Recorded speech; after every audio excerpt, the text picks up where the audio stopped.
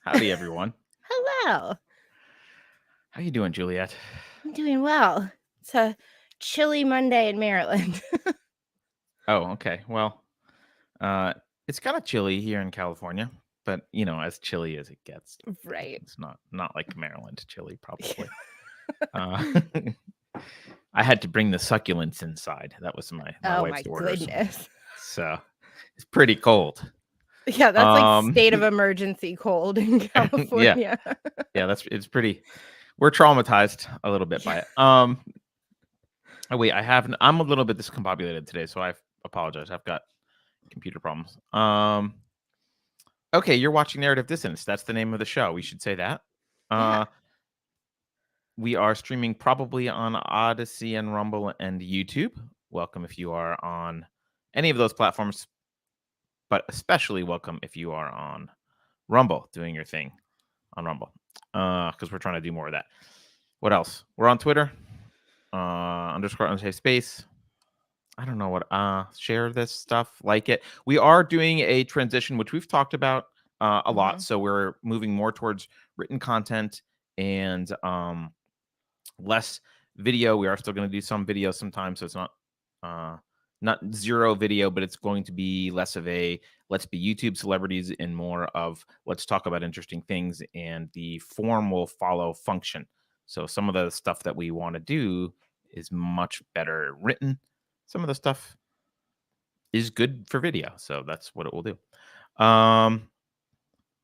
And to that end, if you have not checked out the Abstract, which is our Saturday morning newsletter that comes out now every week, that just gives you an overview of the news and a little bit of frivolity and that kind of stuff, I recommend you check it out. You can get it at unsafespace.com. There's the top of the banner. You can click on it and go sign up for the Abstract. But it will soon be available basically only to subscribers, not paid subscribers, but people who subscribe to the newsletter. But right now it's available to anyone, so you can just go read it and look at it. What else am I missing? Oh, November 27th, book club. Richard Petz is doing The Girl with the Dragon Tattoo by Stieg Larsson, which spawned an internal discussion about Swedish names at Unsafe Space. And what else? Am I missing anything, Juliet? No. All right. Well, then let's jump in. Oh, yeah. What? Well, I was going to say I highly recommend signing up for the Abstract. I find it hilarious. I enjoy it greatly. Juliet likes it. I do. Yeah. Some people don't like it, and we just had an internal discussion about, because we got some feedback of someone who's like, I don't like this. But literally everyone unanimous internally was like, no, do more of it, double down, it's great. So hey, can't please everyone. So normally on this show we like to bring in a journalist from the outside or something and talk about how the mainstream media has been lying to us. But this particular episode, we decided to do something a little bit different because Juliet was asking about crypto, given the story last week of FTX. If you guys haven't heard, everyone must have at least heard the headline, probably, but we'll go over it. And she was asking about it, and we thought it would make for a good show because I'm a little bit more of a crypto nerd than the average person. And I think, Juliet, you probably represent the bewilderment of most people about what the hell is going on. Is that correct? Yeah. I mean, like, obviously I've heard of crypto. Like, everybody's heard of Bitcoin. Never really gave it much thought. I mean, I know people that have done really well with crypto, but to me, it just all sounded like sorcery. Didn't pay much attention. Now I guess I should. Sorcery, I guess. Well, I don't know. Maybe you'll be happy having not paid too much attention to it. Well, where should we start? Should we start with FTX, or should we start with should we back up? Where do you want to start with this? Okay, well, so my understanding of crypto is it's just a separate currency that is untrackable, Hmm. All right, and we that's should start. We should start we back should there. start at the beginning. I didn't get very far. Hmm. Hmm. Yeah. So, I guess the first thing I want to say about crypto generally is it's like saying, let's talk about tech. It's not quite that broad, but it's like, hey, that includes drones that kill people and cancer medication. Like, Oh, yep. okay, it's very broad. Okay. So it's not quite that broad, but crypto isn't. It is a category of things, and we'll talk about what that category is. But the uses and applications of it can vary wildly. Okay. Um, so Bitcoin was the one that started this current thing. Um, I was a cryptographer for like a decade, but before Bitcoin was a thing. So there were lots of little papers at crypto conferences about what if we did currency this way or that way, or what if we, here's a cool algorithm for how to do hash cash or whatever. Um, anyway, Bitcoin was just a white paper. Someone proposed the person who did it still anonymous. Someone proposed an idea for how to do digital currency. And the idea, without getting into the technical details, the idea is basically it's basically like this. When we think of money, we generally think of like you have a thing, right? Mhm. You like, I mean, let's put aside Klaus Schwab's dream and just traditionally, you've got a thing, right? Okay. It's Yes. a piece of gold, Mhm. or fiat currency came along and they replaced the gold with an IOU, and then they wiped out the IOU part, and it's just a piece of paper, but at least it's a thing, right? Mhm. And maybe it's a worthless thing, but there's some kind of tangible thing that you have. Now you can put it in a bank, and then it just becomes digital zeros that you have, but whatever. Um, the idea behind Bitcoin was, okay, instead of having a thing, what if we just had kind of like a giant spreadsheet in the sky? They call it a ledger, and that spreadsheet in the sky, everyone could see it. So, and everyone could have copies of it. There's copies all over the place, and everyone can see it. So there's no secrecy there. But um, there would be wallets on this ledger. You could just have a wallet ID. So let's say Juliet has wallet ID 1234. Now, where the secrecy comes in is no one has to know that Juliet's the one who has 1234. But there's a Okay. wallet called 1234. And we don't know who owns it, but there's the wallet. And the ledger basically just keeps track of it starts with some amount of coins from like let's not get into how they get created. We'll get that in a minute, but like basically what's kept track of is there's wallet 1234, Mhm. and you just keep like a tab of deductions and additions to the wallet. Okay. 4 coins out of 1234 that go to 5678. 3 coins out of 5678 that go to 1792 or whatever. And that's all it is. It's just a big list. Now there's some properties about it cryptographically, which means you can't go change things on the list, right? Which is for Okay. security reasons. It's like a list that kind of gets written in stone, Okay. right? Um, and the thing about Bitcoin was, so that was kind of the idea, and then there was this question of, well, how do coins come into existence, right? Right. Um, and the way that was solved in Bitcoin is, you know how I said it kind of gets set in stone. To do that, setting in stone mathematically takes work. There's some hard work mathematically to do. There's some computational intensity. And Okay. so basically, anyone willing to do the computational intensity to like set the next little bit in stone as the transactions are getting added, the person who does that gets rewarded by having some coins credited to their wallet out of thin air. Like just like, okay, Oh. great. These coins get, let's say, call it minted. They get minted.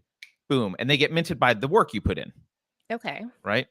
And Bitcoin was designed so that there's a finite number that will get minted. So at some point that will stop, and you've been getting less and less for doing work over time, the whole time. And it approaches zero. Eventually it'll hit zero.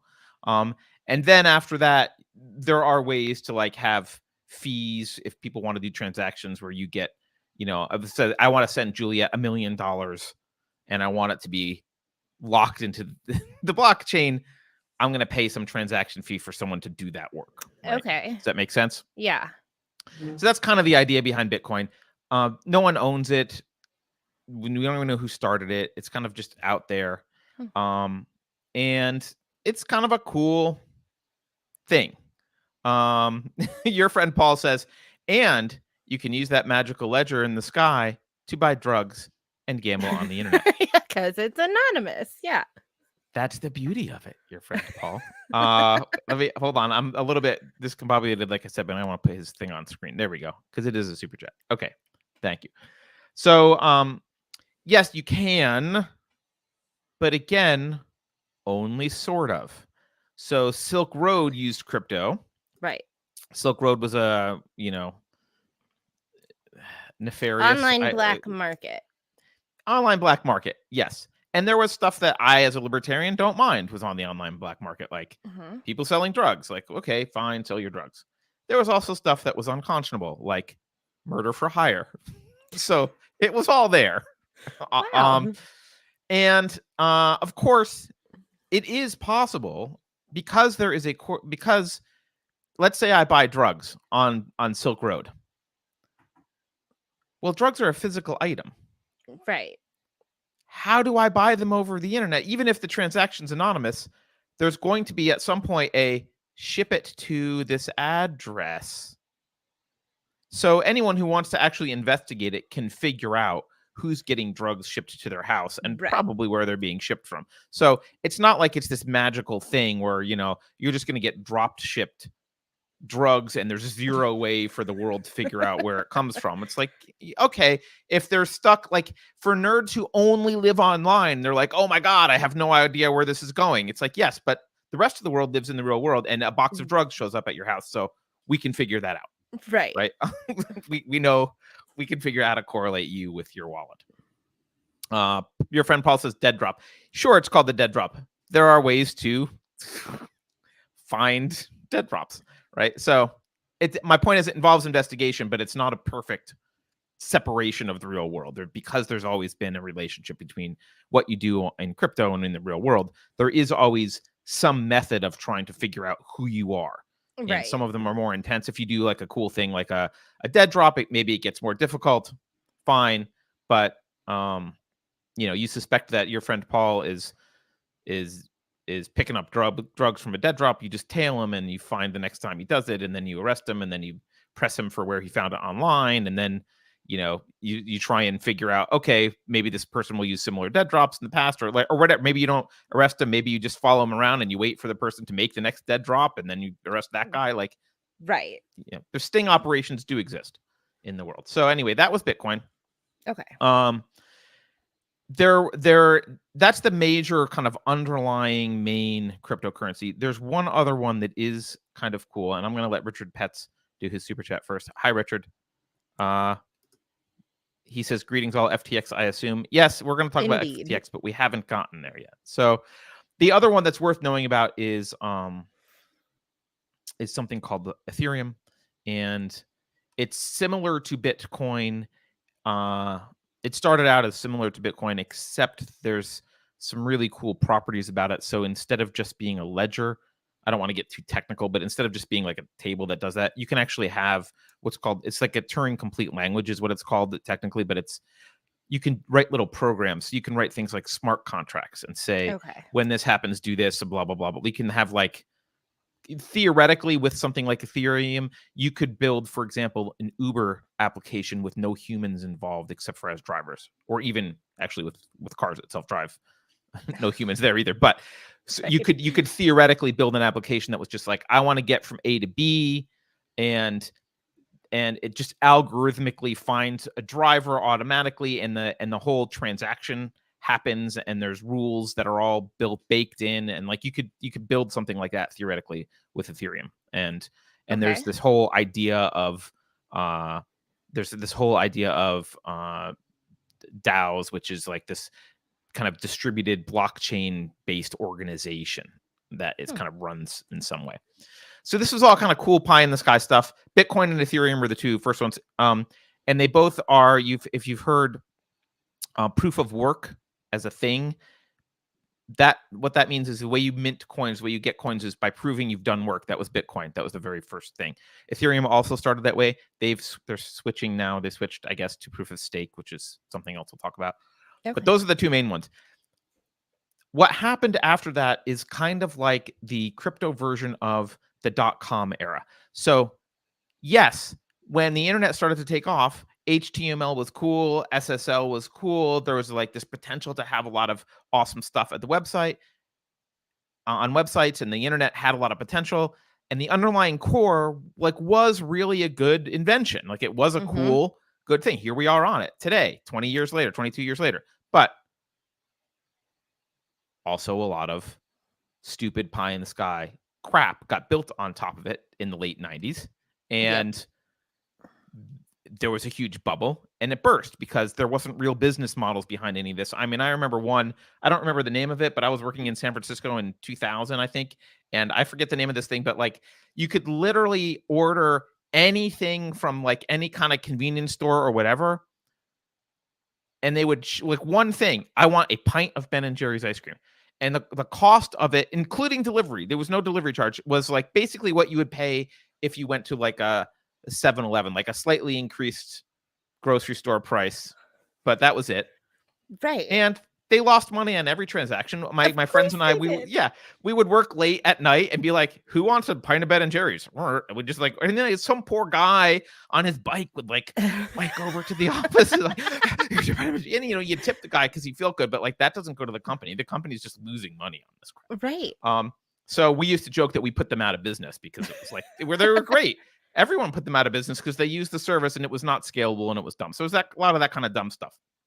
But of course, now sometimes I do order groceries delivered. Right. And they make money off of it. I pay a lot more, but Uh-huh. that business model has worked out in some way. So what happened after the crypto, those kind of initial two crypto things is everyone and their mother started doing stuff. And they were like, and it started with derivatives of Ethereum. Most of the stuff is derivatives of Ethereum because Ethereum is so powerful. And they're like, oh, I have a new coin. It's a this coin. And they just like branched the code base and made some changes and whatever. And there, sometimes there's engineering reasons for it. Like I want there to be a higher throughput of transactions or this or that. Like sometimes there's reasons people have for why they want to do it. Sometimes they're just jokes. Like Dogecoin was just a joke. Like, wouldn't it be funny if we made a Shiba Inu coin? Like, okay, great, fine. Like, let's just do that, right? So some of it was just crap. Some of like intentionally just funny, and some of it was, had a theoretical purpose behind it. But it all, it spawned this massive amount of Me Too kind of things. Like I've got one, right? And that created a market for exchanges, which are kind of like stock markets, right? When you go to a stock market exchange, you can, you have a brokerage account, right? Right. If you've got E-Trade or Charles Schwab or whatever, you got a brokerage account. You can buy Apple, you can sell your Apple, and then buy, Facebook or whatever, and do your thing. And you've got all your stocks listed, and you can watch them and all that kind of stuff. Well, there became a market demand for all of these stupid coins to be listed on exchanges so people could buy and sell. Like, oh, I want to buy some Dogecoin, and I want to buy some, I don't know. I don't know what some of the old ones were. I don't remember some of the old ones, but whatever. You would like, I want to buy this, I want to buy that. I'm going to do this. And there was also some complications. There's entire different chains. Like one, like,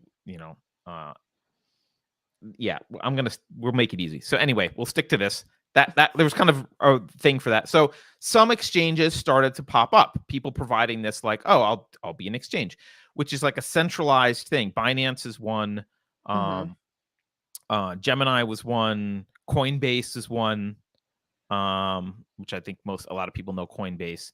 Um, there's a bunch of those exchanges, and the exchanges, again, were centralized. So you saw sometimes. So what would happen is you would buy Bitcoin. Is kind of became like the default, usually kind of the default thing to go into the exchange with, maybe Right. Ethereum, but usually like Bitcoin.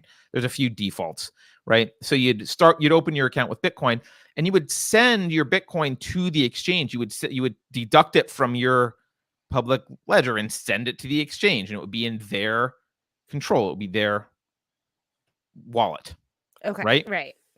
Um, now, what that means is if, let's say, an exchange has got a whole bunch of people on it and they've got $1 billion worth of Bitcoin they're holding all in one spot, that becomes a target for a hacker to try and steal people's money from the Right. exchange.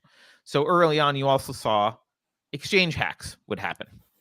And people would you just lose your money because you didn't have the Bitcoin. You had given it to the exchange for you, and Oh, it wasn't yours anymore. that sucks. Someone hacked it, right? Yeah. You can do, like, I've got, this is an old one, but you can do like this is a little hardware wallet. This is what is this one? This is a Trezor. Like, you can put it on a little like hardware wallet. Like, this is, no one can hack this because it's on my desk. Right. So there's no way to get to it. But Right. if you lose it, it's gone forever. If I lose it, it's gone forever. That's correct. Okay. So probably shouldn't be throwing it around my desk. But so there's some other nuances there, but we're gonna skip over the nuances. So people were putting their money on exchanges, their stuff on exchanges, and people were buying and selling all of these exciting new altcoins. And I have friends that made a lot of money. There's a guy I'm advising now who, and even in the past year and a half, made a decent amount of cash. But it's, but I would say not all, but a characteristic of most of these is that they are Ponzi schemes with nothing behind them. So what started to happen was people would say, well, I want to make a new coin. So let's say you make the Juliet coin. Okay.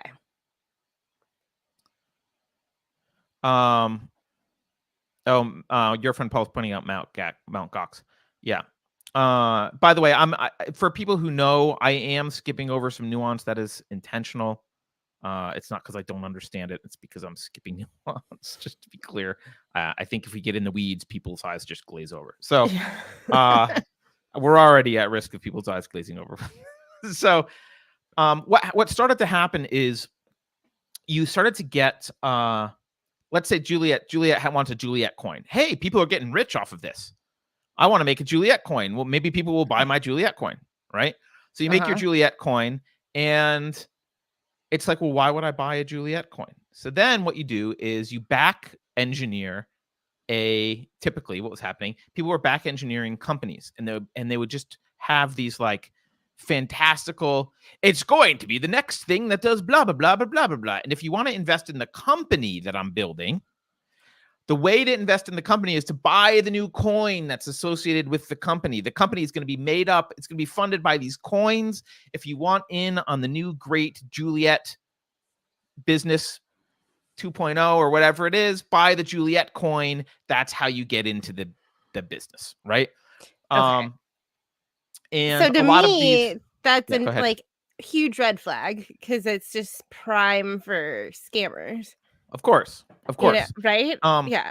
Okay. yeah, and several years ago, an entire thing. I mean, I'll mea culpa. I did this a couple times with coins. I didn't make any coins, but like a couple times, like there would be this they called it an ICO. It's like an IPO, but an initial coin offering, right? Okay. And you would have the opportunity to get some coins before the initial coin offering for some cheap price. And so you would buy them, and then there would be an initial coin offering, and there would be demand for the coin, and the price would go up. And if you were smart, you sold because it would inevitably crash because there's literally nothing there. It's just vaporware. right? Right. So the people who jumped in on the ICO lost their money, and the people who, and often what would happen is like the people who were in before were the founders and their friends or other people. So it was like a total Ponzi scheme thing. Okay. And I never intentionally like Ponzi schemed it. I just like was interested in it. And I'm like, oh, I guess this is a new thing. I have access to it. I'll try it. And it worked. I also got my shirt handed to me like my shirt taken away from me a couple times Yeah. because I was like, oh, I didn't sell it. And now it's zero. So that happened a lot. And some of this stuff is outside the US jurisdiction. And the stuff that was inside the U.S. jurisdiction, there have been a lot of arguing between federal agencies about who has control over what. The SEC arguing, this is a security, so we can regulate it, and but other departments saying no, it's a monetary instrument, so we can regulate it. And so there's all that kind of stuff going on. Library, which is the thing behind Odyssey, they just lost a battle with the SEC about whether the library coin, right, is so. All that kind of crap's going on. One of the scariest, and by the way, I'm not even going to get into DeFi stuff. We're going to put that on the back burner. Forget about DeFi. But one of the scary things that happened, I would say, in the past year or two is there's been more of this, like, I would just call it kind of vaporware and total lack of transparency. So I've been asked several times, like, hey, look at this thing. What do you think about X, Y, and Z? And they'll send me some, buddy or whatever. They'll send me information on some new company that's funded by their own coin that they're doing, right? Right. And literally, it's like sometimes you don't even know the names of the people behind it. Oh. And they're like, you're like, who's running this? I'm like, oh, that's CRZ7. Who the fuck is that? Right. I don't know, but he's got a Twitter account. It's like, wow, that is, and he's really popular on Discord. Like that, it's literally that kind of crap, right? Right. So just zero transparency, no idea what the hell's going on. And a lot of people jumped in and were like, woohoo, that sounds like a great idea. I can make a bunch of money. Right. Which understandable, because people that did jump in early on legitimate ones did make a lot of money. Sure. I had Bitcoin super early, and I don't know where it is today, $16,000. It's orders of magnitude more than I bought my Bitcoin at. So, right. Yeah, I liked it better when it was at 60K, but yeah, I can't get that's a pretty good investment. I'm doing all right. Right. I went up a few orders of magnitude. I can't complain, right? And the same can be said for Ethereum. But that's because those coins are still around, and they're like, the reason they're legitimate is they have, like I said, Ethereum is kind of the basis for a lot of stuff, and Bitcoin is kind of the de facto hold your money there coin. So it underlies everything. So all still very volatile though. All still super volatile, obviously. So FTX. So along comes this guy, Sam Bankman-Fried. He's in his 20s. He is I'll put genius in quotes. An MIT grad, like top of the class MIT, like smart dude, right? He starts this exchange, FTX. It is a lot of the assets supporting the exchange are its own coin. Oh dear. Similar, right? Yeah. Also, not a lot of transparency. Okay. Really, any transparency. In fact, if you read now that they're in dire straits, they're like not sure, they owe somewhere between 10 and 50 billion, which is kind of a big window. Like no one knows. This is quite right? a window. Yeah. Right. So there's just no transparency. And but this guy did really well. He was worth, I forget, like 26 billion or something like earlier in the year. Just FTX took off. He had this I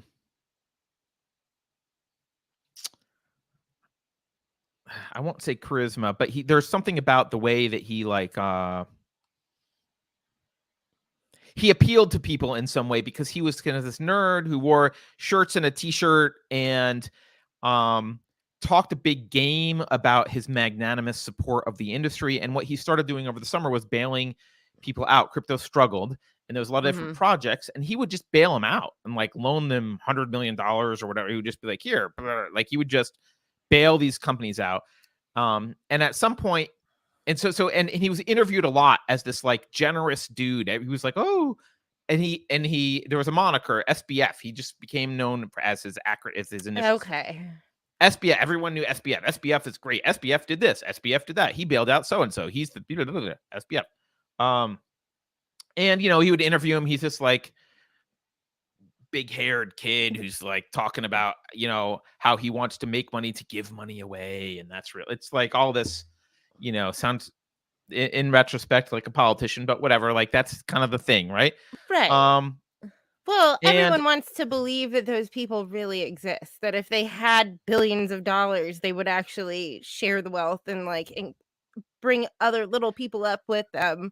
Those people might exist, but they don't do interviews talking about how great they are. So, so anyway, this is what he's doing. And he, at one point, he even mused about buying Goldman Sachs in the commodities market exchange, like the Chicago Mercantile Exchange. He literally just, it was like, this guy's the future.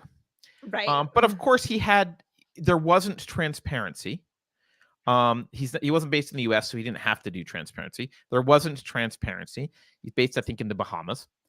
He has, hundreds of companies related to each other doing like stuff, which could mean it's a shell game. It could mean that if you're an international business, you do need a lot of entities. So like, but again, not transparency. So no, we don't really know.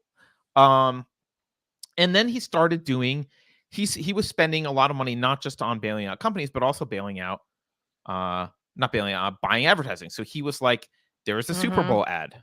I remember it. Yeah. There's a famous Super Bowl ad with Larry David. Have you seen the Super Bowl ad? Yes. All right, I want to play, just for people who haven't seen it, I want to play just the end of the ad, and I want to describe the ad, what's going on. So Larry David is the creator of Seinfeld, for those of you who don't know who Larry David is.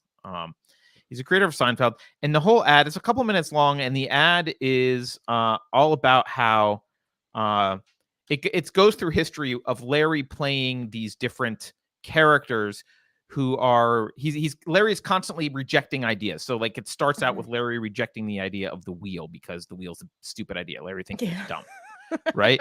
And then it moves to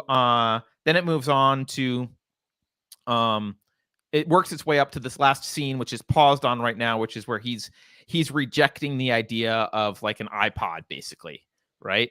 Or like batteries. So because it'll need batteries, so that's why he's rejecting this idea. So here's how the ad ends. I just love this because it's funny in retrospect. Here's how the ad ends. The ad of like Larry rejecting all these good ideas. Here's how it ends. Like I was saying, it's FTX. It's a safe and easy way to get into crypto. Yeah, I don't think so. And I'm never wrong about this stuff. Never. So this is that was the FTX ad. Larry saying, I'm never wrong about this. Now, of course, as it turns out, Larry wasn't wrong about it. So he was throwing all this money around. And then last week, the most bizarre thing happened. So he's had this rivalry with another guy whose name is just his initials, like he's become known as initials, CZ, who runs Binance. And CZ is much more conservative. In fact, after the Super Bowl ad stuff, CZ even tweeted this thing out about like, we didn't spend money on Super Bowl ads. It was hard to not, it's tempting, but we didn't do that. Right. Right. So he's much more conservative and a little bit more dedicated to transparency from what I can tell, like publishes. There are companies who publish like, here's our holdings. Anyone can go look to see what they are. We don't hold them in our own coin. They're in Bitcoin. Here's the wallet address, blah, blah, like here's the stuff to go look. So he was kind of a different culture than SBF, and they did not get along very well. And then suddenly SBF tweets all this stuff. This is the other thing that's just bizarre about this.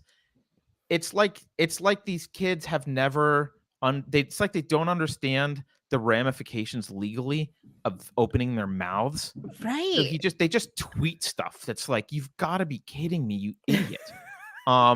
So anyway, SBF, SBF. Oh yeah, someone's mentioning something. Greg the Baritone says Larry supported SBF because he was a massive D donor. I will say this.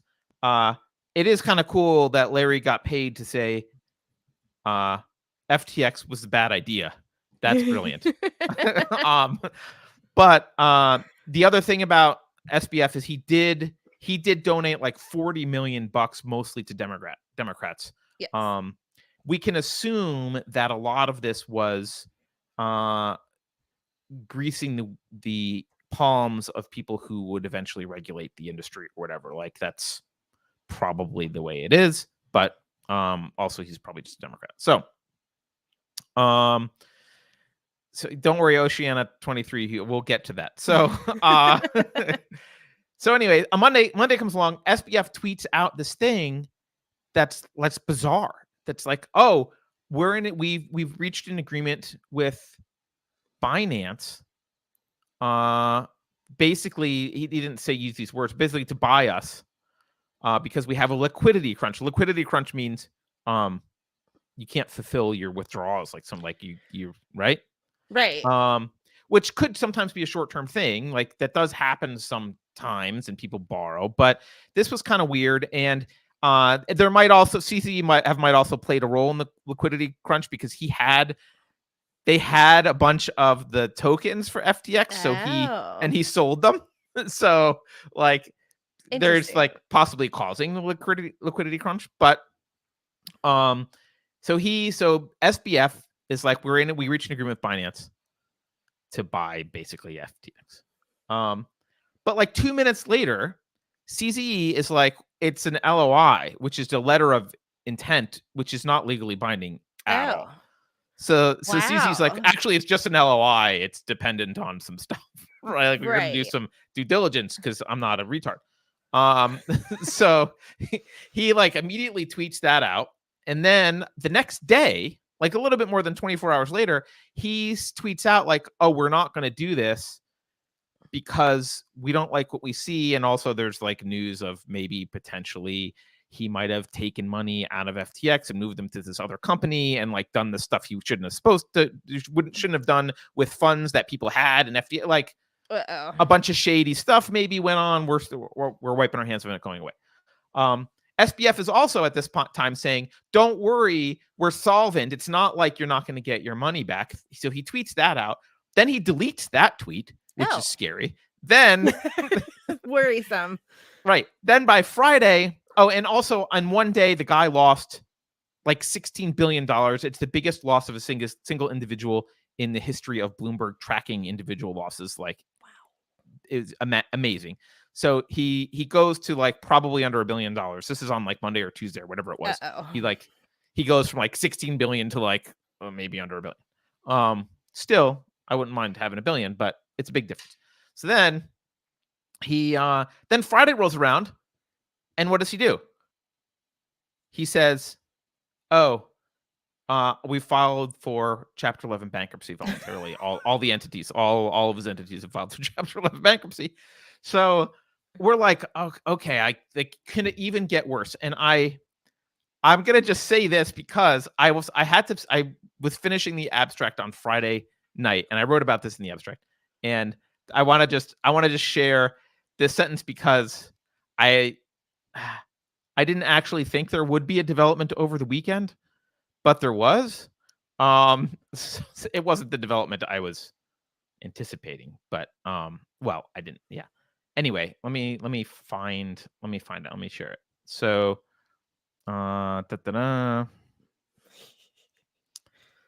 okay, so I end this thing with, the situation is unraveling so quickly that it wouldn't be surprising to discover that by the time you wake up on Saturday morning and read this, SBF will be a fugitive live streaming from his sailboat as it races across the Caribbean. So I was like, who knows what's going on? Well, he wasn't a fugitive on Saturday morning, but what we did find out is, the Ryan Miller. So it's almost unbelievable. No, like this is like Catch Me If You Can level future movie script. Oh, this is a movie script. Absolutely. Maybe this is how SBF will pay his legal bills. So this tweet comes out. Following the Chapter 11 bankruptcy filings, FTX US and FTX.com initiated precautionary steps to move all digital assets to cold storage. That's the thing I was just holding up like a treasure. Okay. To move them all to cold storage. The process was expedited this evening to mitigate damage upon observed unauthorized transactions. That is corporate speak for hacks. Yeah. But as this person points out on Twitter, unauthorized transactions by Gary Wang, FTX co-founder and CTO, he was quite busy pushing code to his private repositories yesterday. So, like, there is just a massive amount of shady stuff going on. I think SBF is still in the Bahamas. And I don't think he's done interviews. I think Larry what's his name? The BlackRock dude claims to have talked to him. But Flint, is that his name? Is it Larry Flint? I'm thinking of it's the founder of Hustler. Or is that Larry Flynn? I don't What's the know. back? I'm getting their names confused, which is a funny thing to get those. Anyway, Larry Fink.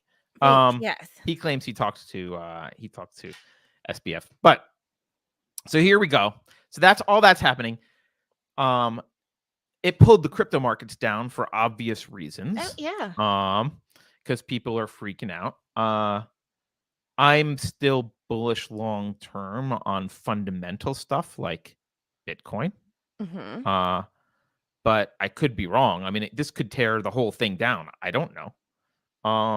But it's certainly a huge, huge thing, and it certainly will. So now there's a couple theories about this. One is there's no information. By the way, this is just a spitballing. This is what people have been spitballing. Don't be a conspiracy theorist, but yes, it's a conspiracy. We don't know. It's just a thought, right? One thought here is, well, who benefits from this? Mm-hmm. Well, one clear entity that benefits from this is regulators, because it really drives home this point that there needs to be a lot of regulation. Otherwise, idiots will throw their money at other idiots and lose it all and cry. Mm-hmm. Right. So I have, by the way, I don't want to be an asshole. I have zero sympathy for anyone who lost money here. Like when I played with volatile crypto stuff, it was with tiny amounts, knowing this was I'm paying tuition to learn something. It's going to be zero. Like that's what I'm doing. If you are the kind of person who's like you tried to buy a lottery ticket and you lost. Like this was not an investment. Don't pretend that you understood it and made an investment, because you couldn't possibly have understood it because there wasn't enough information to understand. So you swung for the fences, missed, and smacked yourself in the face with a bat. I don't have really any sympathy for you. However, a lot of people will have sympathy because a lot of people did it. And there is this mentality in America of we should be, daddy government should protect us from ourselves. And so this certainly underlines that, or certainly emphasize it supports that argument. So now regulators can say, well, look what happens when we're not there to protect you. You can't have this kind of crap. It's a Ponzi scheme. And by the way, it's already illegal to do some stuff that he did. Like, well, I don't know that he did, but some of the allegations are you already can't move your client's funds to another company and then funds, like you can't do that. Right. So there's already illegal stuff going on, but it will be used in that way. Someone says Tom Brady lost $60 million. I mean, sorry, Tom Brady. I guess with the next 60 million, you'll be a little bit more conservative. But you know, I just don't have sympathy. Stephen Landau's here. Hey, Stephen. He says you can in the Bahamas, not subject to laws. Right, you can in the Bahamas. Right. So they're in the Bahamas. That's what they're operating. Fair enough. He can get away with it in the Bahamas. But I didn't think Alameda Research in the Bahamas. Some of the entities are in the U.S. So if he did anything in the U.S., that's true. So anyway, look, it's a mess. One of the theories is that he was a intentional plant, because by the way, the people that backed this guy, they're like, I think BlackRock actually was one of the back, but like they're big entities, like legit people. I think not Kleiner Perkins, but Sequoia, I think, backed him, like real VCs and like real entities like BlackRock. Like they backed this guy. It wasn't just Tom Brady and people like that, right? It was financial, it was like real institutions. Now some of these real institutions are probably just doing a poor job of spray and pray in the crypto industry. Like they're just backing everyone and they're like, all right, well, we'll see what happens. And yeah, I mean, if you're a venture capitalist, you know, you're used to losing 90% of the bets you place, just about. Like it just doesn't, not completely, but like a lot of them do. Maybe not 90 go to zero, but a large percent go to zero. Some other percent kind of do okay, and it's the few wins that you knock it out of the park with that make your fund, right? So they're used to the loss, and they'll probably be okay with that. But so that's one of the theories, that this guy was just there, maybe even unbeknownst to him. He was like propped up as this, like, here's an incompetent fool with some good charisma. Let's back him so that when he collapses, everyone will they'll want regulation. That's one theory. Right. Richard Pett says, when the tide goes out, all the naked bodies are exposed. Also, all the dead bodies. Good. Right. So then what happens? Oh, and so then another theory. You've seen a meme for this. I want to explain the meme. So have you seen the meme? I wish I had it. I don't have it with me. Have you seen the meme with like Biden, Ukraine, and SBF? And there's like it's like a recycle, the circle of life between the three of them. All right. Well, this the origins behind that meme is obviously SBF did donate to Democrats, right? And many politicians, but mostly Democrats. Obviously, Democrats, specifically the Biden family, had some, shall we say, questionable business activities in Ukraine. Right. And controls large amounts of money that's not theirs in sending it to Ukraine. And Ukraine and FTX did a deal together to fund the war effort. So that's how that cycle completes. There's like this, oh, you're connected to both of these entities. Right. It seems pretty shady, like you're just taking people's money to shuffle it around and make everyone in the system money, including yourself. Well, right. We're giving them tons of money, and then they're investing in this company. Yeah, I mean, you know, there's valid reason to be curious about that. Yeah, so that's where we are. And Demon Sarah says, right, Carter, he benefited from U.S. donations to Ukraine. Right, he did absolutely benefit from U.S. because of his relationship with Ukraine. So it's like this. It's just kind of like, oh, you're the one. You're the glue that's holding some of this crap together. That's benefiting from this whole thing. Look, I don't. I'm always hesitant to say that was an intentional plan, because a lot of times stuff like that happens just because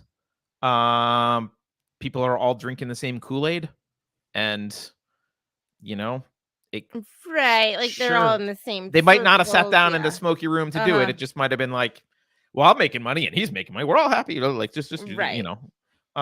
But nevertheless, FTX is, I mean, if you probably lost money, if it's, you're probably not going to get your money back. That's likely that not going to happen. And Ross Trevatera says the Logan Act. That's the one where you doing foreign business, you need to register and blah blah blah. I don't know the details of whether he did any Logan Act violations, but he's not in the U.S. He is an American citizen though, I think, but he's not in the U.S. And so I don't know the legal details of all that. Richard Pett says Europe's largest laundromat. No surprise there. Yeah. Someone says Biden's corrupt. G-Man says Biden's corrupt, but is he that corrupt? I don't think Biden could possibly have been a mastermind. Let's be honest. But there's other people who may do well here that whose names we don't even know or who are behind the scenes or whatever. Like I'm sure there's people who made money off of this. And SBF still hasn't done. I mean, look, if he started with zero and walked away with $1 billion, that's not a loss. Now, he might walk away with jail time. Who knows? Who knows? Craig the Baritone says Hugh Jackman is the Logan Act. Nice. Do we extradite with the Bahamas? And also, is that where he is? Because there were I all don't know. those He is in the rumors that Bahamas. he went to Argentina. I think he's still in the Bahamas. Okay. I don't know. Like I said, by the time this video's over, maybe he will be on a yacht somewhere. Like, who knows? I have no idea. I would not be surprised if he's on a plane right now or being smuggled. Like, who knows what's going on? So I think he is. He's a poster child for everything that's wrong with the crypto world. He's what I hate about the crypto world, and I think there is some cool tech underneath it all that could matter and does matter and could make a difference. But, the two forces that have been ruining it are regulations, like more regulators, like just getting involved in everything, and crazy people duping people that, are wanting to play the lottery with crypto. Right. And those are both opposite ends of the spectrum, right? Like one is I'm complaining about the regulation and I'm also complaining about what quote needs to be regulated, but they're both problems. They're both problems in the industry. And so who knows where crypto will end up, but crypto is not FTX. Bitcoin is not FTX. Even Coinbase, which I'm not a huge fan of, but they play by the rules. They're an American company. They're all about crypto regulation and being a bank. They basically want to be like a bank that's regulated, just like banks are regulated. Like, they're not the same as FTX. Even Binance is not the same as FTX. And there are, but if you're going to play in the space, you have to do a lot of due diligence and be willing to lose money because there's shade. There's a lot of shade. Right. So what caused him to lose? Like, what caused FTX to lose so much?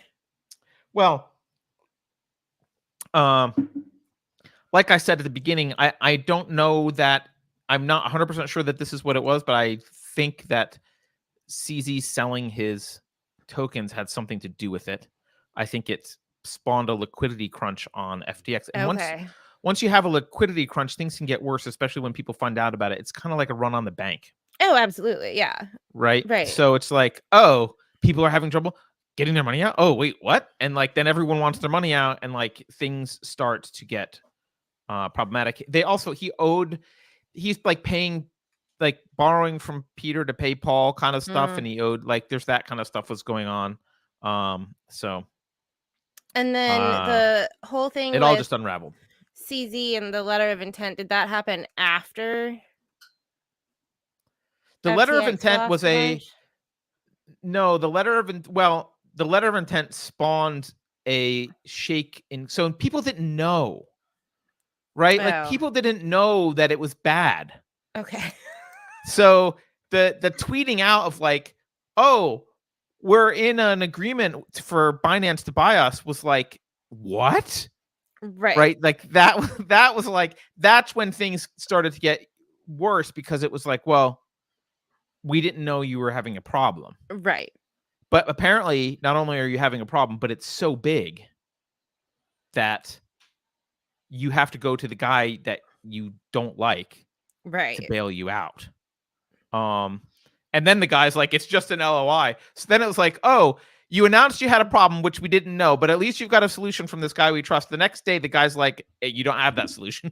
Like, that's why everything collapsed. Does that make sense? Right. Yeah. Oh, yikes. Ross says Binance knew. Yeah, well, Binance, I suspect, and again, I'm not super up on the details of this, but I suspect that Binance helped cause the liquidity crunch. And they certainly knew before everyone else because he talked to SBF about an acquisition. So they certainly knew before the rest of us. Demon Slayer says Coinbase founder knew as well. Yeah, I mean, look, there's definitely a rumor mill in the crypto world, and so I imagine there are people who knew what was going on. Right.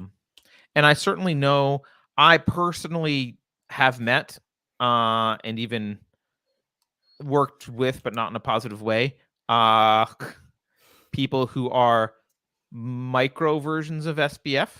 Okay. And they're all over the crypto space. They talk a big talk. They talk about their vision for things and these grandiose plans, and it's all about marketing and hype. They're just hype monsters. That's all they are. And then when it comes to actually doing real business with a real product and running a real team and like being responsible fiscally, there's zero underneath it. And I know a guy like that. I'm not gonna, I don't want to publicly throw him under the bus right now, but like he went and hired people from real firms like Visa and PayPal and like people who had worked at real financial institutions, and then none of them lasted very long because the execs were like, they were there and then they're like, what the fuck's going on? I'm out. I don't want to be a part of this shit. Right. But he sold them. He was good enough to sell them on the vision and get them excited, and they would be there for a few months, and then a few months would go by and they'd be like, either he would get angry because they were asking too many questions and fire them, or they would be like, I'm outie. Right. Well, yeah, because I mean, if you know how it really works, somebody can only bullshit you for so long before you're like, okay, I don't know what's going on here, but nothing is above board. It's like, why am I blanking on this? The woman with the blood drop machine, that is it? Theranos lady. Yes. It reminds me of that. Like, all you have to do is get to the right people and talk a big game, and you can get away with a lot of things for a long time. Yeah. Being a good networker and having charisma and being able to verbally tap dance gets you really, really far. In fact, not to be a cynic, sometimes it gets you all the way. Like sometimes that will get you all the way to an IPO. Someone else takes over your company and makes it into the thing that you lied about that it was always but never was, and you walk away with money. That does happen. Right? Like that can happen. Or you're bullshitting and then something happens to click and work for you, or like that does happen. But I think often it doesn't turn out that way, and it's rare that it goes on so long that you get a Theranos or an FTX. Right. So by the way, G-Man says this is why I always invest in tangible assets like Pokemon cards. They'll never lose value. No. Good on you, G-Man. So actually, this is a good time also to talk about. We've already gone an hour, so we can end the show. But this is also a good time to really quickly, because it's the thing that should, we don't want to have a show where you leave happy. We want to scare the fuck out of you. So, central bank digital currency. So here's what the elite does with things that are threats to them. They often, instead of rejecting them outright, embrace them and usurp their meaning. So you see them do this with capitalism, right? They're like, oh, this is just stakeholder capitalism. It's like, that's not capitalism, right? And I even saw an ad this morning on CNBC that was like, the new capitalism. It's like, it's not the new capitalism. It's socialism. It's like an oligarchy. It's not the new capitalism. But they're using that because the audience on CNBC is like, wants to make money in markets, and they like the idea of capitalism. So they're like, it's just the new capitalism, right? They're doing the same thing with crypto. They are acting like central bank digital currency, which is the thing that the you've seen clips of the London, or not the London mayor, World Economic Forum. yes, but also the Prime Minister of the UK, Rishi, whose name I forget, is big into. And central bank digital currency is billed as in the category of crypto. Right. It has nothing to do with crypto. It's not at all in the category. It's the opposite of just crypto. Digital. Right. The only thing is it's digital, right? Which is like, so the idea of crypto was to be, if we get back to the original thing we talked about with that ledger, if your wallet 1234 and you've got money in that wallet and your wallet's here with you, right? No one can take that away from you. Right. I mean, they can steal it physically, but no one can just take it away. It's yours. It is yours. It's like having a bar of gold, but more convenient. Yes, someone can beat you over the head and steal it. Even then, they don't get the money unless they know the passphrase. So I guess they could torture you and take the passphrase, but like they can't, like it's yours.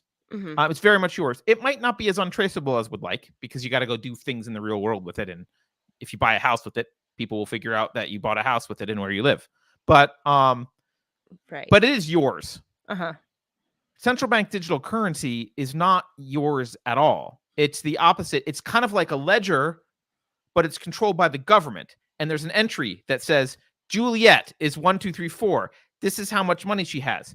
And when Juliet wants to go to the store and buy something, and if they're mad at Juliet, they can just be like, oh, that number's 0 now.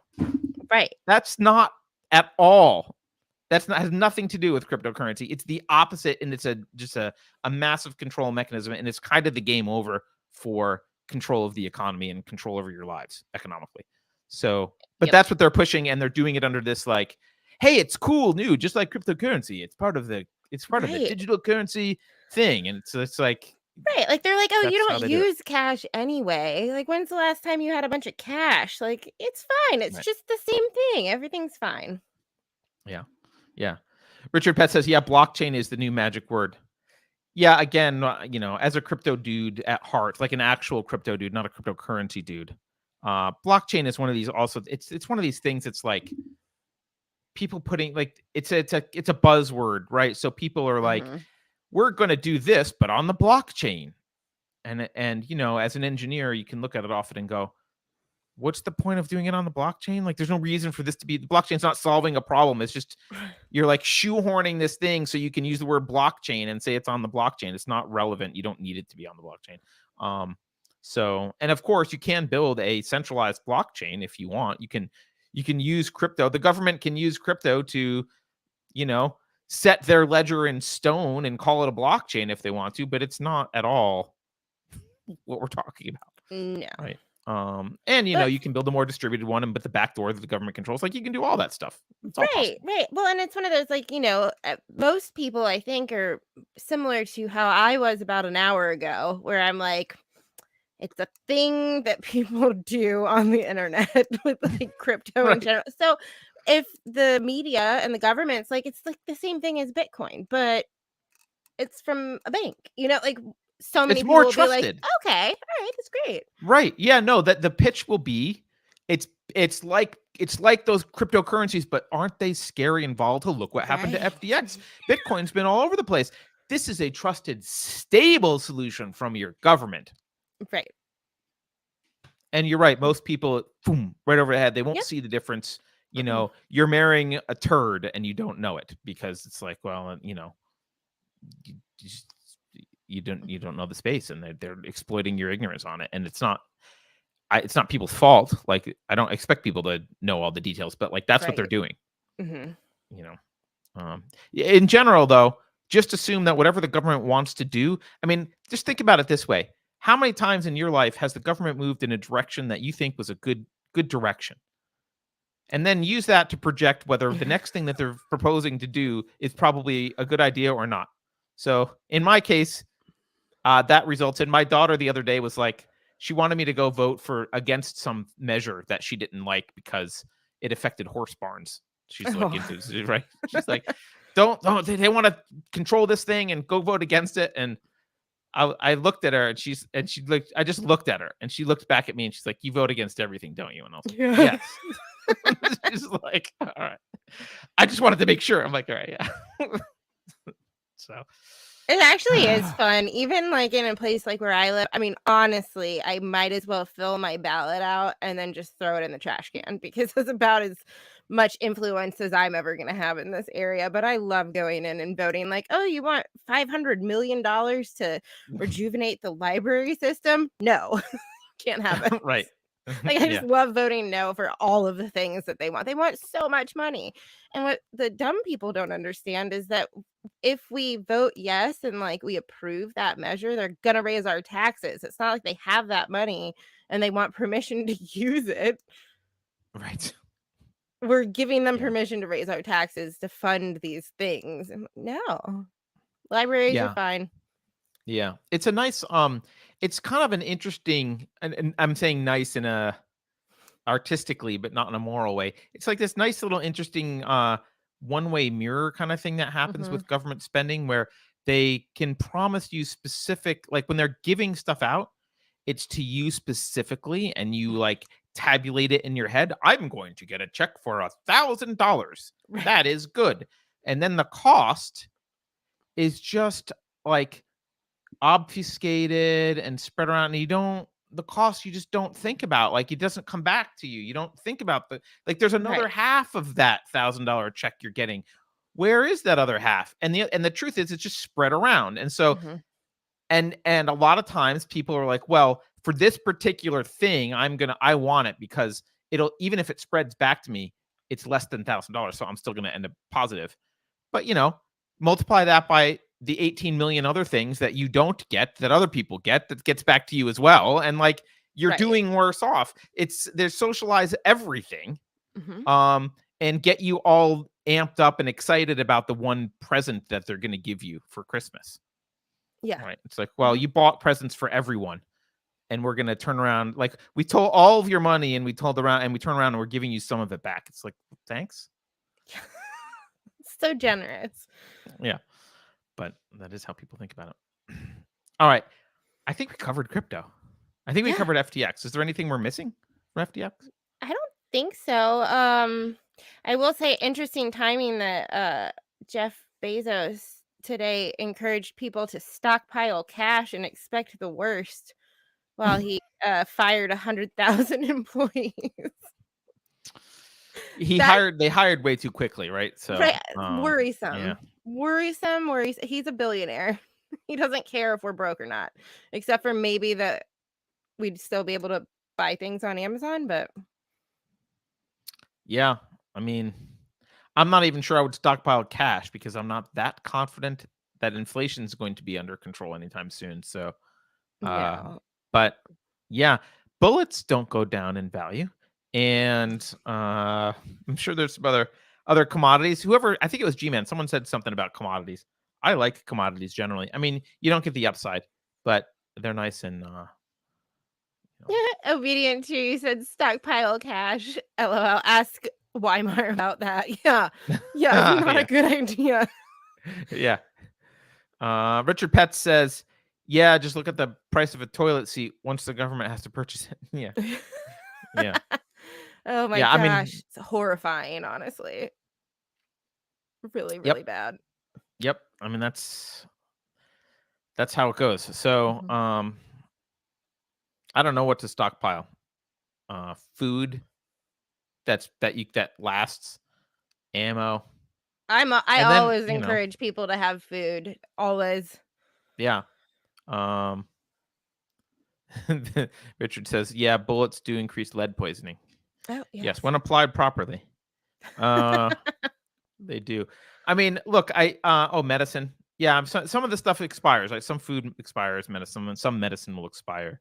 Um, I'm not going to give people like, I don't think there's an easy silver bullet financial advice to give. I can't, if you just say stockpile gold, like, okay, you will likely preserve spending power with that, Mhm. but you might miss out on some upsides or some other, like, there's probably a more complex way, because there are people who make good money even Mhm. through downturns. But they just have to be, they're not doing value investing. They're doing like playing with what the markets are like. Okay, this is what I think is going to happen. This is how I think it's going to unfold, and that can get very complex. Right. So I'm not going to try and, just get out of debt. Although if there's massive inflation, maybe stay in your debt and pay it off when when all of your debt amounts to the price of a hamburger at McDonald's, that's when you write your check. I don't know. Like, who knows? So, all right. Someone says metals are not speculative. It's a hedge. Right. Mhm. Right, it's a hedge. Okay. I think we're done. Yeah. All right. Well, Right. Now at least thanks. I get it. Do you? You get it? You think you get it now? Yeah. Yeah. It worked? Uh-huh. Okay. It doesn't seem as like witchcrafty as it used to. All right. I don't know. I'm glad I've that like was helpful. I listen to guys that are really very into it talk about it, and it's just gibberish. There's That's a lot of probably jargon. why. Yeah. There's a lot of jargon, and there's a lot of in some of the newest stuff, which is I think the stuff that needs to be ignored the most, is also like very complex. And don't get me wrong, I actually think there is some really cool new ideas and new stuff there, but you're in a cutting edge space that's extremely dangerous because there's so much vaporware and stuff. So, yeah. Yes. Someone said clear as mud. Well, look, that's the best as I could do. That's best as I could do. Off the top of my head, that was my crypto lecture. So, you get what you pay for. All right. Well, thank you everyone for watching. Do we have a show? Is there a show tomorrow? Is there 451 degrees tomorrow? I don't know. I don't think so. I don't think so either. But I don't actually know. I think the phase out has occurred. Oh, okay, cool. So she's gonna write something probably. Probably. Yeah. Mm-hmm. Okay. And Wednesday, there's definitely a Rebel Civics, probably a Dangerous Thoughts. I am phasing out Dangerous Thoughts videos. People are whining and complaining about it, so I'm trying to figure out what the right thing to do there is, but probably I'll do a Dangerous Thoughts. Oh, wait, hold on. We have one more super chat. Francis Montgomery says, Carter, what do you think about the FTX guy donating to the Democratic Party? Well, we talked about this a little bit earlier. I think a lot of people read way too much into political donations. He's probably a Democrat because that's what most people are like that. Like most of his peers, he went to MIT, whatever. He's probably a Democrat. So that's how it starts. He's a Democrat. But there is generally okay, let me tell you a story. You know what? I'm going to tell you who this politician was because fuck it. And this guy's in office. There's a guy named Ro Khanna in California. He's a congressman in California. I think he's one of the progressive lefties. Oh. Before he was in office, I had this guy was a billionaire, buddy of mine. There's this place called The Battery in San Francisco, which is kind of like the Soho House, but there's not a Soho House in San Francisco, so it's The Battery. Anyway, we're in The Battery, and he was like, you have to meet this up and coming politician, Ro Khanna. He'll come to The Battery, just be there, and we will meet him. I was a member of The Battery at the time. I'm not anymore. But so I was like, fine. So I'm hanging out. So Ro comes in, and he sits down, and this is prior to woke stuff. So there wasn't a lot of woke language, but me being me was still like, I don't want the government to do that or that or that or that, or like I'm not on the same page. But I was polite and I nodded and whatever, and we had our conversation. And he was looking for donations. Right. And my buddy then said, "Oh, I'm gonna have a party to raise money for this dude on my yacht. Just bring, several $1,000s. I forget what the number was for coming to this party, and it's all going to go to his campaign." And I did not go to this thing. I said, well, I don't really like this guy's politics, so I'm not going to do this, man. Right. Like, I don't like this guy's politics. He was nice and smooth. Like, he was like a pleasant, smooth, cheesy fellow who like I was like he came across as probably an effective politician. It turns out I'm he sure. was, because he did get elected, but I didn't like his politics. And the billionaire dude, he's older than me, so he like sat me down and tried to like school me like I'm an idiot. And maybe I was an idiot, and maybe I am an idiot. And he sat down and he said, "Look, let me explain. You don't understand how this works. Let me explain something to you. You donate to all of them. It's only, and now for him, a few $1,000 wasn't a big deal. It was a bigger deal to me, Right. because I wasn't a billionaire. But he was like, you don't understand how this works. You donate. Look, I'm gonna spend maybe $100,000 on this whole thing for this guy, and he's gonna walk away with a couple $100,000 or whatever in donations. You do this for everyone. He might not win. I don't care. I don't care what his politics are. It doesn't matter. When he wins, if he wins, he'll owe me a favor. Huh. And I'll need the favor at some point, and he'll know that he needs a favor, that he owes me a favor. Right. And like that's how it works. He's like, don't be naive, don't be an idiot. This is what you do. It's not about politics. You buy them all, and the winning ones, you cash in favors when you need them. Yikes. That scared the hell out of me. It was like meeting. I felt like I was meeting with Tony Soprano, because I view like I'm Right. like, I don't want to be around this. No. Like, I'd rather no favors owed to anyone. Like that. Thanks. Yeah. But I think that's how it is. So I think with people like, first of all, with people like SBF, he's going to be in a culture which is 100% Democrat. Like Mhm. if he's in the tech world, it's not 100%, but it's largely Democrat. He went Right. to, he's a college grad. That right there skews you, because you've been indoctrinated. All your friends are like, then if let's assume he doesn't care about politics at all, he's going to adopt mainstream politics, which are lefty, Right. because he's going to turn on the news and assume that CNN is the most trusted name in news. And like, he's not going to know the difference, because a lot of people are just very focused on their own stuff and practical, and they're not questioning this stuff. So even if he's not like a radical, he's going to end up by Right. default Democrat. And so Mhm. when he donates money, he's going to donate to Democrats, and he might be donating money for like, especially in his case, I would imagine, well, there's a tension between the crypto world and regulators, and I want people to owe me favors when it's time to write bills, and I want to be involved in writing bills, and like, I have $26 billion, so yes, I'm going Right. to donate some, right? So I don't think it's necessarily as straightforwardly planned as like, I'm doing this for this particular reason. It's like, I'm doing it because, I don't know, I'm going to need something, and this is what you do, and I'm going to support the Democrats because I am a Democrat, and frankly, they're probably going to win more often in most of the places that he's supporting, which is big Right. cities. So sure, he's going to do that, and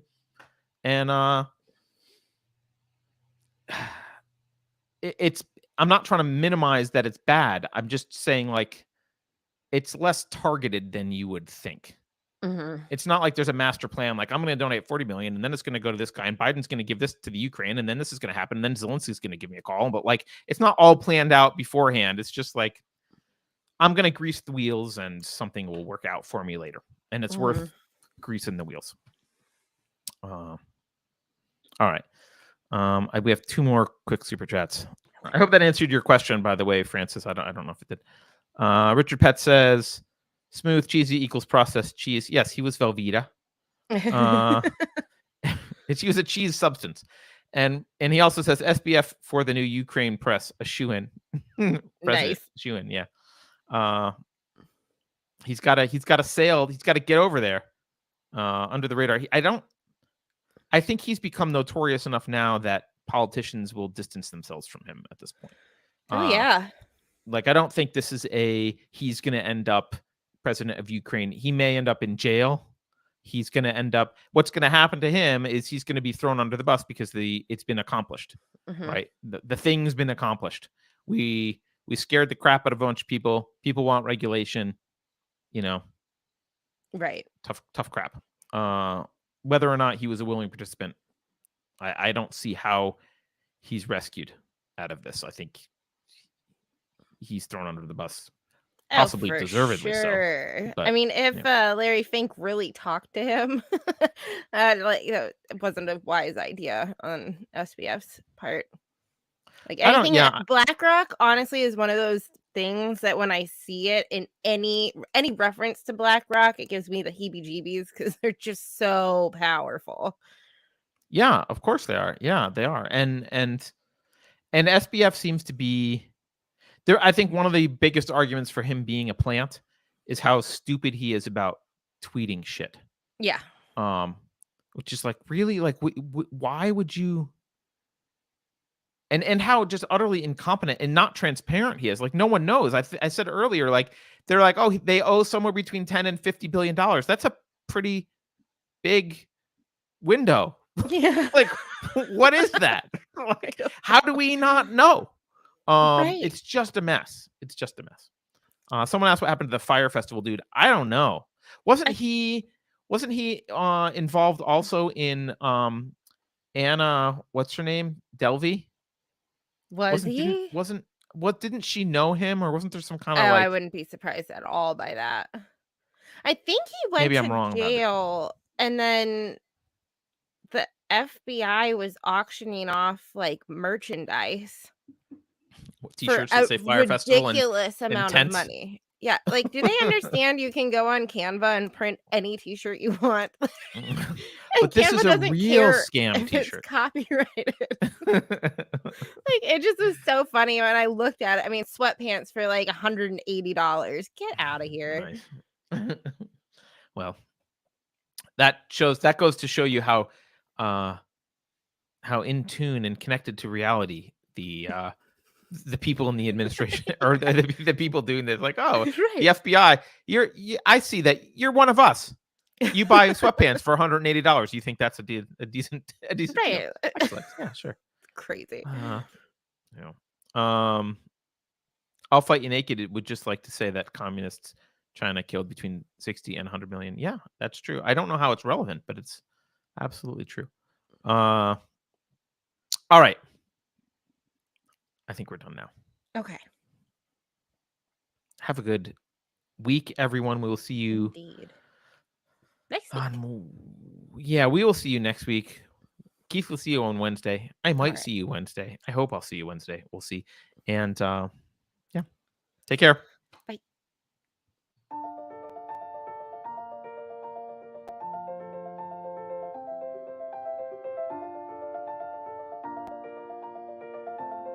Thanks for sticking around until the end. If you're new to Unsafe Space, check out our deep content library that includes discussions with everyone from James Lindsay to Brett Weinstein. And please consider helping to fund our work by visiting unsafespace.com/donate.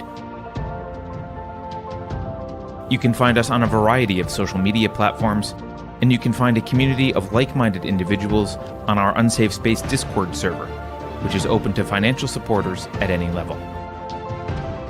We hope to see you there.